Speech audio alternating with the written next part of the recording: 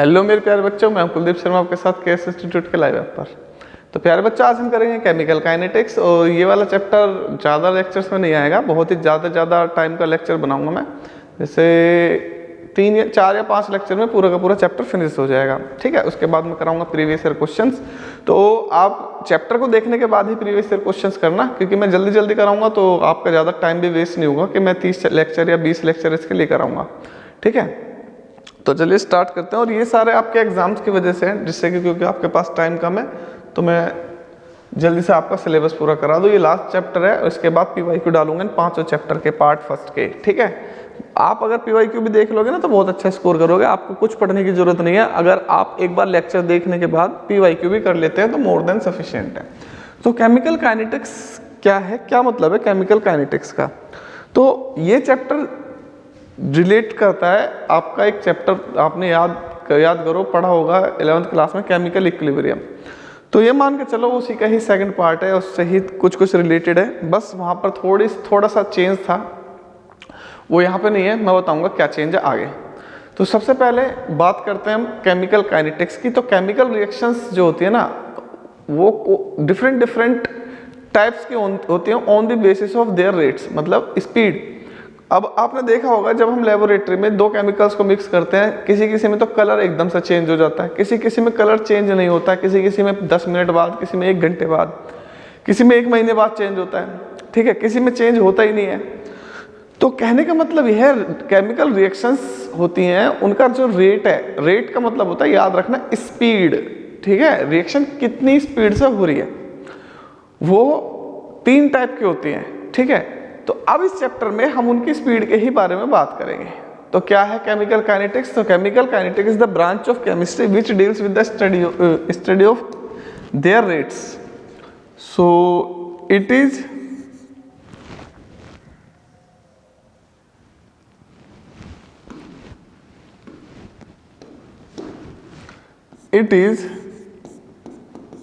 defined as the branch of chemistry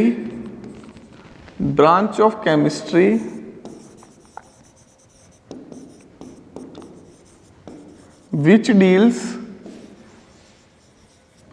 with the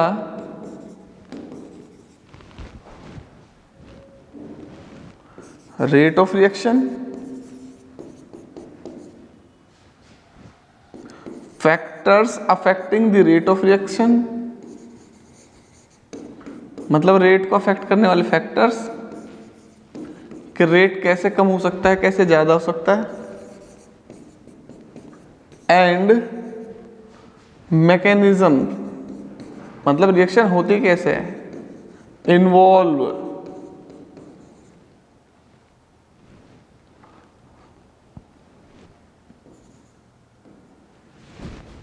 तो क्या है केमिकल काइनेटिक्स? तो केमिकल काइनेटिक्स केमिस्ट्री की वो ब्रांच है जिसमें रिएक्शन का रेट, एक second,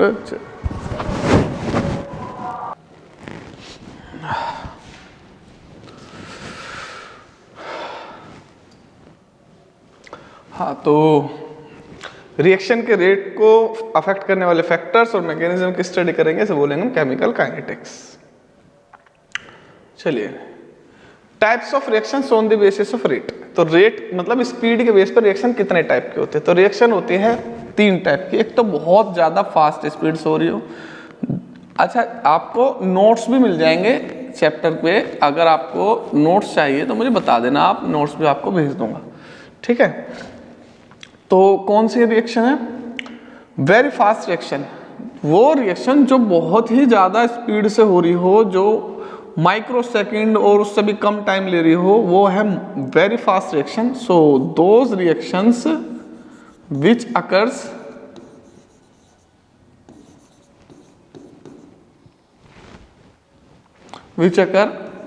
at very fast speed, वो रिएक्शन जो बहुत ज़्यादा तेजी से चल रही हो वो है वेरी फास्ट रिएक्शन। जैसे कि आयनिक रिएक्शंस होती है ना, आयनिक रिएक्शंस कैसे होते हैं? सिल्वर नाइट्रेट AgNO3, इसमें NaCl मिक्स कर दो। आयनिक रिएक्शंस जो है वो बहुत ही ज़्यादा फास्ट होते हैं, तो ये बन जाएगा वाइट PPT ऑफ AgCl।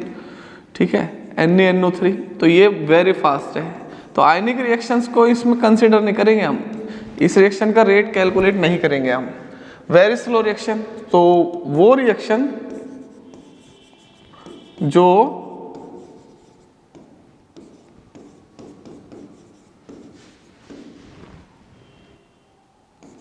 बहुत ही ज़्यादा स्लो होती हो, बहुत ही ज़्यादा स्लो स्पीड से चलते हो, मतलब वो कंप्लीट होने में लेती हो मंथ्स, ईयर्स एटसेट्रा, और ये लेती हो माइक्रो सेकेंड, नैनो सेकेंड। तो जो बहुत कम टाइम में होती है वो वेरी फास्ट, और जो बहुत ज़्यादा टाइम में होती है वो वेरी स्लो। तो ये ऐसे रिएक्शंस हैं जैसे कि रस्टिंग ऑफ आयरन, आयरन को आप ओपन छोड़ दो एटमॉस्फेयर में तो धीरे धीरे धीरे धीरे केमिकल चेंज आना स्टार्ट हो जाएगा, जो आयरन है वो ऑक्साइड में कन्वर्ट हो जाएगा, और वो भी हाइड्रेटेड ऑक्साइड में। ये है हमारा रस्ट, और ये बहुत ही लॉन्ग टाइम प्रोसेस है, ठीक है। केमिकल रिएक्शन है, रिडॉक्स रिएक्शन है, ये इलेक्ट्रोकेमिकल चेंज है, ये तो बहुत ज़्यादा स्लो है, इसको भी कंसिडर नहीं करते हैं हम केमिकल काइनेटिक्स में। तो केमिकल काइनेटिक्स में करते क्या है, मॉडरेट स्पीड वाली को। सो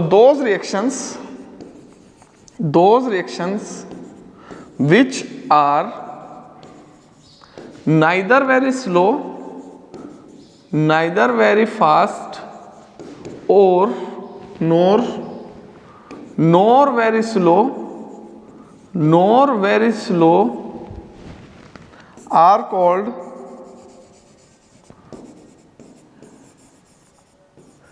मॉडरेट रिएक्शन। तो वो रिएक्शन जो ना तो बहुत ज़्यादा स्लो हो ना ही बहुत ज़्यादा फास्ट हो, वो मॉडरेट रिएक्शन है, और केमिकल काइनेटिक्स में इन्हीं का ही रेट डिटरमाइन हम करते हैं, ठीक है। बहुत सारी जितने भी हमारी कोवेलेंट कंपाउंड वाले रिएक्शंस हैं, so these are completed in seconds में हो जाती है पूरी, मिनट्स में हो जाती है, चलो ज़्यादा से ज़्यादा घंटों में हो जाए, आवर्स में हो जाए। तो ये है moderate reaction, and rate of these reactions can be determined easily.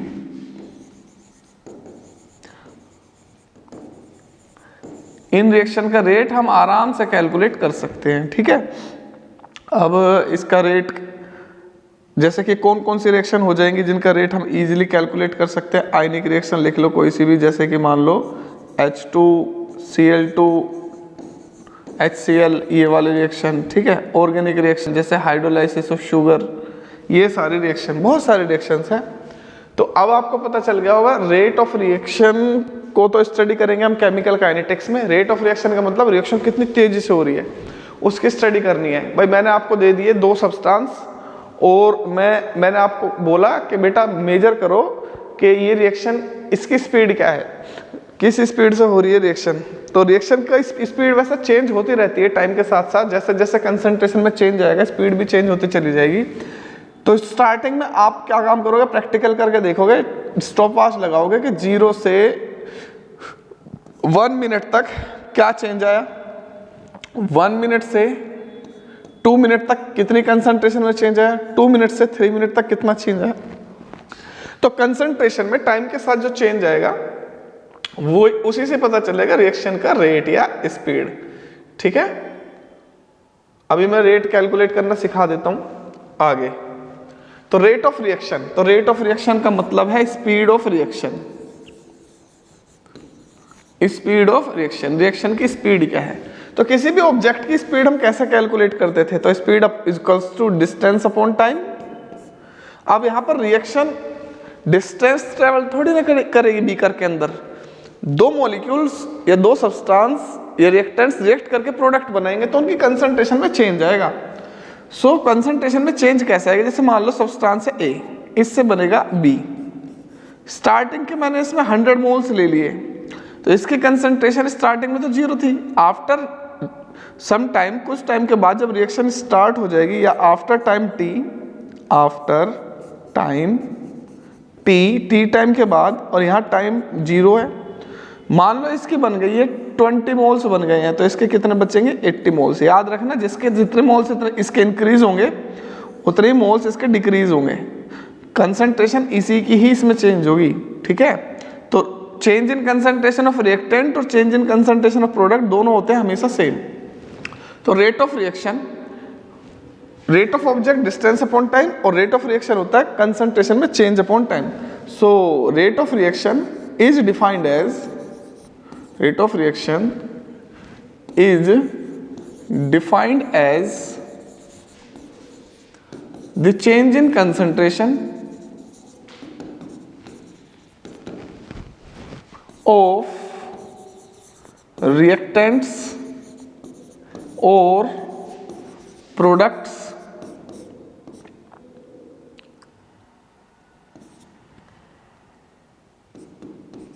in या with time, with time, ठीक है। तो rate of reaction is equals to change in concentration of reactants or products upon time। अब जैसे मैं इस reaction का ही rate आपसे पूछूं कि इस रिएक्शन का रेट क्या है आफ्टर टाइम t, ठीक, या आफ्टर टाइम t की वैल्यू दे दी मैंने 10 मिनट्स, तो इसका रेट क्या है। तो rate of reaction is equals to change in concentration, कितने का चेंज आया, 20 मोल्स का चेंज आया, 20 मोल्स पर लीटर का, ये इसकी कंसंट्रेशन है। 20 मोल्स पर लीटर कितने मिनट में चेंज हुई है, 10 मिनट्स में। टाइम क्या आ गया 10 मिनट, तो इसकी यूनिट है मोल पर लीटर और इसकी यूनिट क्या हो गई मिनट। तो ये आ जाएगा 2 मिनट, सॉरी 2 मोल पर लीटर पर मिनट, ये इसका रेट हो जाएगा। तो इसकी यूनिट होती है रेट की, अगर टाइम सेकंड में हो तो मोल पर लीटर पर सेकंड, मिनट में हो तो मोल पर लीटर पर मिनट, अगर आर में हो तो मोल पर लीटर पर आर। तो ये इसकी यूनिट हो जाएगी, ठीक है। यूनिट अगर मान लो मंथ में हो तो मोल पर लीटर पर मंथ, अगर ईयर में हो तो मोल पर लीटर पर ईयर। एक बात और बताऊं, जो इसमें टाइम गिवन होता है सेकंड, मिनट या आर या मंथ, उसको कभी भी चेंज नहीं करना आपको, जैसा टाइम गिवन हो उसी में ही आपको कैलकुलेट करना है। तो अगर मैं सिंपल फॉर्मूला पूछूं रेट ऑफ रिएक्शन का, तो फॉर्मूला क्या आ जाएगा, तो रेट ऑफ रिएक्शन का फॉर्मूला सिंपल सा आ जाएगा, rate of reaction is equal to, rate of reaction is equal to, अगर यहाँ कंसंट्रेशन में चेंज x मान लूं डेल्टा x, तो टाइम चेंज डेल्टा t, तो delta x upon delta t, या इसका मीनिंग है rate of reaction is equal to concentration upon में टाइम, बस डिस्टेंस की जगह पे आ जाएगा कंसंट्रेशन। तो रेट को कंसंट्रेशन के टर्म्स में मेजर करते हैं, ऑब्जेक्ट की डिस्टेंस के टर्म्स में करते हैं। तो रेट ऑफ रिएक्शन, रिएक्शन किस स्पीड से चलेगी भाई, मान लो ये है x1, ये है x2, तो इन दोनों में चेंज कितने का आ गया, सॉरी इन दोनों में चेंज नहीं, ये x1 ये x2, इन दोनों में चेंज कितने का आ गया 20, ये x1 ये x2 20, ठीक है। अब change in concentration upon change in time, कितने टाइम में हो रही है, ये हो गया रेट ऑफ रिएक्शन। चलो एक क्वेश्चन लेता हूं मैं, ठीक है, आप बताना मुझे रेट ऑफ रिएक्शन। कोई सब्सटेंस ए, उससे बन रहा है प्रोडक्ट बी, स्टार्टिंग में इसके थे 50 मोल्स, इसके 0, t इक्वल्स टू 0 पे, t equals to 2 seconds, 2 second के बाद इसके बन गए 10 मोल्स और इसके बचेंगे 40। बताओ रेट ऑफ रिएक्शन। तो change in concentration of reactant का ले लो, रिएक्टेंट्स में चेंज कितने का आ गया 10 का, प्रोडक्ट का लोगे वो भी 10 का ही आएगा, सेम आता, किसी एक का ले लो। Change in concentration of reactant और प्रोडक्ट, दोनों में से कोई एक ले लो, सेम आएगा। कितने टाइम में हुआ, पहले 0 था फिर 2 सेकंड में। अगर यहाँ 2 सेकंड होता, 2 सेकंड के बाद रिएक्शन शुरू करता, जैसे मैं यहाँ ले लेता हूँ t इक्वल्स टू 4 सेकंड, तो अब भी टाइम 2 सेकंड ही आएगा और फिर कंसंट्रेशन में चेंज ले लेना, चेंज वैसे कम आएगा। अब तो आ जाएगा 5 मोल पर लीटर, सेकंड में है तो पर सेकंड। तो ये आ गई रेट की यूनिट, याद रखना रेट की यूनिट होती है मोल पर लीटर टाइम इनवर्स, तो टाइम जिसमें हो वो लिख लेना, सेकंड में हो तो सेकंड इनवर्स। ज्यादातर सेकंड इनवर्स में ही यूज होती है, याद रखना, ज्यादातर सेकंड इनवर्स में ही यूज होगी। Rate of reaction with respect to reactants and product. So let us consider, भाई एक रिएक्शन है A मोल्स ऑफ A, वो रिएक्ट कर रहा है B मोल्स ऑफ B के साथ और बना रहा है C moles of C and D moles of D। तो रेट ऑफ रिएक्शन, इसका क्या कंट्रीब्यूशन है इस रिएक्शन के रेट में, उससे हम कैलकुलेट कर लेंगे रेट ऑफ रिएक्शन, इसका क्या कंट्रीब्यूशन है। तो याद रखना यहां पर रेट ऑफ रिएक्शन में नेगेटिव साइन केवल ये रिप्रेजेंट करेगा कि कंसंट्रेशन हो रही है डिक्रीज, और पॉजिटिव साइन ये रिप्रेजेंट करेगा कंसंट्रेशन हो रही है इंक्रीज। बाकी प्लस और माइनस का कोई सिग्निफिकेंट नहीं है कंसंट्रेशन के डिक्रीज और इंक्रीज के अलावा। तो अब मैं बताऊंगा आपको रेट ऑफ रिएक्शन कैसे कैलकुलेट कर सकते हैं एक ही टर्म्स में। तो रेट ऑफ रिएक्शन अगर एक ही टर्म्स में निकालना हो आपको, तो ये आपको stoichiometric coefficient 1/A change in concentration of A upon change in concentration of change in time. अब ये रिएक्टेंट है तो रिएक्टेंट की कंसंट्रेशन होगी डिक्रीज, तो यहां पर लगा देना माइनस। रेट ऑफ रिएक्शन अगर आपको B के टर्म्स में निकालना है तो B के टर्म्स में रेट ऑफ रिएक्शन आ जाएगा 1/B change in concentration of B upon change in time. अब ये भी रिएक्टेंट है तो लगा देना माइनस, ठीक है। रेट ऑफ रिएक्शन अगर तुम्हें प्रोडक्ट के टर्म्स में निकालना हो तो ये आ जाएगा 1/C change in concentration of C upon change in time. अब सिंस ये प्रोडक्ट है तो कंसंट्रेशन इसकी बढ़ेगी, और कंसंट्रेशन बढ़ेगी तो इसको लेना है positive. Rate of reaction equals to 1/D change in concentration of D upon change in time, ठीक है। और यहां पे लगाना प्लस क्योंकि ये दोनों है प्रोडक्ट्स और ये दोनों है रिएक्टेंट्स, तो प्रोडक्ट के प्लस रिएक्टेंट के माइनस। आप इसको पूरे को एक साथ भी सम अप कर सकते हो। अगर दोनों में इसके कंसंट्रेशन और इसके कंसंट्रेशन, मान लो इसकी कंसंट्रेशन दे दी, ठीक है, और आपसे किसी दूसरे का रेट ऑफ अपीयरेंस से डिसअपीयरेंस कैलकुलेट करा रहा है, तो इसी रिएक्शन की इसी एक्सप्रेशन की हेल्प से निकाल पाओगे आप। तो चलो इसे एक साथ लिख देता हूं कंबाइन करके चारों को, क्योंकि चारों तो है रेट ऑफ रिएक्शन ये, तो चारों को कंबाइन कर देता हूं तो ये बन जाएगा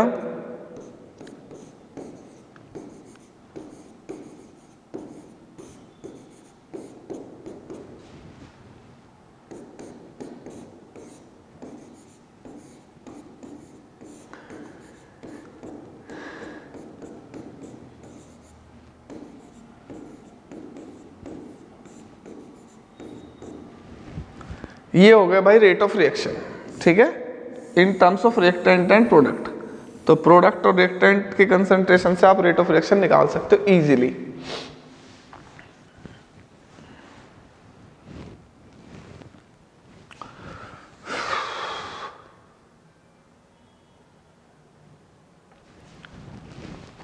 इसका एक क्वेश्चन करके देखते हैं। एक रिएक्शन है N2 + 3H2 2NH3 change in concentration of H2 upon change in time, वो दे रखा है इन्होंने 5 मोल्स पर लीटर पर second. Rate of reaction calculate करो। याद रखना ये रेट ऑफ रिएक्शन नहीं है, मैंने वहां पर जो रेट ऑफ रिएक्शन बताया था वो एक सब्सटेंस के टर्म्स में बताया था, change in concentration of reactant to product upon change in time. यहां पर स्टोइकोमेट्रिक कोफिशिएंट भी है, ठीक है, इनका रोल क्या है, तो rate of reaction equals to, तो हाइड्रोजन की क्या आ जाएगी -1/3, ठीक, change in concentration of hydrogen upon change in time. इसकी वैल्यू वहां पे गिवन है आपको, तो -1/3 इंटू 5। एक्चुअली में ये rate of disappearance of hydrogen है, ठीक है। तो rate of disappearance of hydrogen आगे मैं बता दूंगा, रेट ऑफ डिसअपीयरेंस और अपीयरेंस उससे कैलकुलेट करेंगे हम। तो अभी तो मैं केवल डायरेक्ट वैल्यू दे रहा हूं आपको, वहां पर मैं इन दोनों में रिलेशन करके करूंगा। मोल्स पर लीटर पर सेकेंड, तो भाई डिवाइड कर लो या ऐसे ही कर लो, ज्यादा टेंशन ना पालो। -5/3 ये आ गया भाई रेट ऑफ रिएक्शन। आया ना मजा, बहुत सिंपल है, कोई डिफिकल्ट नहीं है इसके अंदर। अब आ जाओ rate of appearance and disappearance of a substance. तो बिल्कुल again let us consider A moles of A plus B moles of B react कर रहे हैं, C मोल्स ऑफ C बना रहे हैं, D मोल्स ऑफ D बना रहे हैं। तो याद रखना इन दोनों की कंसंट्रेशन तो होगी डिसअपीयर, क्योंकि जब कंसंट्रेशन इसकी कम होगी तो वो धीरे धीरे गायब होती चली जाएगी, और इसकी कंसंट्रेशन होगी अपीयर, मतलब इसकी कंसंट्रेशन बढ़ेगी तो ये दिखाई देने लगेगा। तो इसका और इसका तो निकालेंगे रेट ऑफ डिसअपीयरेंस, और इसका निकालेंगे रेट ऑफ अपीयरेंस। तो रेट ऑफ अपीयरेंस ऑफ ए का रेट ऑफ अपीयरेंस कैसे निकालोगे? तो अब इसको भूल जाना, ये रेट ऑफ रिएक्शन में है, ये भी रेट ऑफ रिएक्शन में है, ये भी रेट ऑफ स्टोइकियोमेट्रिक कोएफिशिएंट को रेट ऑफ रिएक्शन में लेना है। रेट ऑफ अपीयरेंस और डिसअपीयरेंस में केवल उनकी कंसंट्रेशन का चेंज आएगा। हाँ, अगर यहाँ पर स्टोइकियोमेट्रिक कोएफिशिएंट नहीं है तो रेट ऑफ अपीयरेंस और डिसअपीयरेंस रेट ऑफ रिएक्शन के इक्वल हो जाएगा। तो यहाँ पर ये आ जाएगा change in concentration of A upon change in time. तो ये हो जाएगा rate of disappearance, rate of disappearance of A. तो रेट ऑफ डिसअपीयरेंस निकाल दिया मैंने ए का। अगर यहां पर ये आपसे बोले कि रेट ऑफ रिएक्शन निकालो, इस पूरी रिएक्शन का रेट, देखो ये तो मैंने निकाला है केवल ए के गायब होने का रेट, और रेट ऑफ रिएक्शन निकलेगा इसका -1/a change in concentration of A upon change in time. और ये मैंने निकाला है इस पूरी रिएक्शन का रेट। तो पूरी रिएक्शन का रेट अलग है, इसके गायब होने का रेट अलग है, क्योंकि इसके गायब होने में इसका भी तो रोल है। ठीक है, तो ये बात याद रखना कि डिसअपीयरेंस और अपीयरेंस अलग चीज है। तो रेट ऑफ रिएक्शन अलग चीज है, लेकिन इन दोनों से ही रेट ऑफ रिएक्शन और रेट ऑफ अपीयरेंस और डिसअपीयरेंस निकाला जाता है। तो बी का कैसे निकालोगे? Simple, change in concentration of B upon change in time. तो rate of disappearance of B है। और रेट ऑफ रिएक्शन कैसे निकलेगा बी के टर्म्स में? तो रेट ऑफ रिएक्शन बी के टर्म्स में निकलेगा -1/b change in concentration of B upon change in time. कहने का मतलब सिंपल सा ये है, रेट ऑफ, अगर डिसअपीयरेंस गिवन है तो आप रेट ऑफ रिएक्शन भी निकाल सकते हो, रेट ऑफ अपीयरेंस गिवन है तो भी आप रेट ऑफ रिएक्शन निकाल सकते हो। इसके opposite rate of reaction given है तो आप इसके अपोजिट रेट ऑफ अपीयरेंस और डिसअपीयरेंस भी कैलकुलेट कर सकते हो। ये दोनों एक दूसरे से रिलेटेड है। अगर मैं आपसे बोलूं कि मेरे पास रेट ऑफ डिसअपीयरेंस की वैल्यू है, तो देखो रेट ऑफ डिसअपीयरेंस ए की रख दूंगा मैं, तो मैं यहां से रेट ऑफ रिएक्शन कैलकुलेट कर सकता हूं। अगर ए की वैल्यू रिएक्शन में गिवन होगी तो होगी वो तो गिवन। और याद रखना रेट ऑफ डिसअपीयरेंस इक्वल हो जाएगा रेट ऑफ रिएक्शन के, अगर यहां पर ए की वैल्यू 1 हो। तो rate of appearance of C change in concentration of C upon change in time. इसमें प्लस माइनस का कोई चक्कर नहीं है, ठीक है, क्योंकि हम पहले बोल रहे हैं रेट ऑफ अपीयरेंस और रेट ऑफ डिसअपीयरेंस।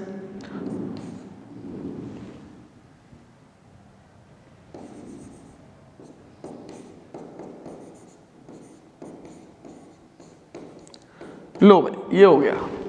एक क्वेश्चन करते हैं, चलो एक क्वेश्चन करते हैं। N2 3H2 दोनों की रिएक्शन हो रही है, NH3 बन रहा है 2NH3, ठीक। तो रेट ऑफ रिएक्शन है इसका, या रेट ऑफ रिएक्शन दे देता हूं। रेट ऑफ रिएक्शन है इसका 10 मोल्स पर लीटर पर सेकेंड। तो rate of disappearance of hydrogen calculate करो आप, ठीक है। तो भाई आपको गिवन है, तो पहला इक्वेशन लिख लो, rate of reaction is equal to, hydrogen का गिवन है तो हाइड्रोजन के टर्म वाला फॉर्मूला लिख लो, -1/3 change in concentration of H2 upon change in time. आपको क्या कैलकुलेट करना है? आपको ये कैलकुलेट करना है, ठीक है ना। आपको कैलकुलेट क्या करना है? आपको कैलकुलेट करना है rate of disappearance of hydrogen. ये है, देखो rate of disappearance of hydrogen कहाँ गया? Rate of disappearance of hydrogen मतलब कोई भी सब्सटेंस हाइड्रोजन का, ये रहा, ये कैलकुलेट करना है। सपोज ये बी है तो change in concentration of B upon change in time. तो 3 को इधर ले जाओ मल्टीप्लाई में, तो change in hydrogen upon change in time is equal to ये आ जाएगा -3 into rate of reaction, rate of reaction दे रखा है -3 × 10, तो ये 30 मोल पर लीटर पर सेकंड के रेट से गायब होगा, ठीक है, हाइड्रोजन, और इस रिएक्शन का रेट 10 आएगा क्योंकि इसके गायब होने के जो रेट है वो कम है। तो भाई ये रिलेशन हो जाएगा, ऐसे ही करना है आपको हमेशा। इंस्टेंटेनियस रेट ऑफ रिएक्शन, भाई बहुत जल्दी जल्दी करा दूंगा आपको, टेंशन ना लो बिल्कुल भी, 3-4 क्लास में पूरा चैप्टर ही खत्म कर दूंगा। So instantaneous rate of reaction is defined as, आज यहीं तक रखते हैं, कल करेंगे, और is defined as the change in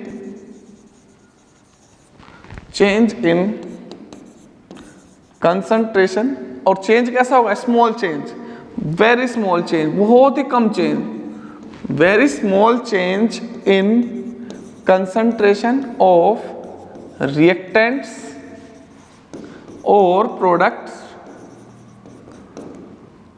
with या in instant of time, बहुत ही कम टाइम में, बहुत ही कम टाइम में, सेकेंड से भी कम में। तो इसको हम रिप्रेजेंट करेंगे इंस्टेंटेनियस रेट ऑफ रिएक्शन को इंटीग्रल फॉर्म में, डिफरेंशियल फॉर्म में। अगर कंसंट्रेशन x है और टाइम t है तो very small change in concentration हो जाएगा dx, वेरी स्मॉल चेंज आ जाएगा टाइम में dt, तो ये आ जाएगा dx/dt। ये डिफरेंशियल फॉर्म है, ठीक है। डिफरेंशियल फॉर्म से ही हम इंटीग्रेशन करके ऑर्डर ऑफ रिएक्शन का, रेट कांस्टेंट का फॉर्मूला ड्राइव करेंगे। तो इसकी केवल 1 नंबर की डेफिनेशन आती है। कल करेंगे हम new topic, graphical representation of rate of reaction. Graph बना के सिखाऊंगा कि रेट ऑफ रिएक्शन, वैसे इसके क्वेश्चंस कम आते हैं लेकिन कुछ हैं जो आपको कॉम्पिटिटिव एग्जाम्स में काम आ जाएंगे।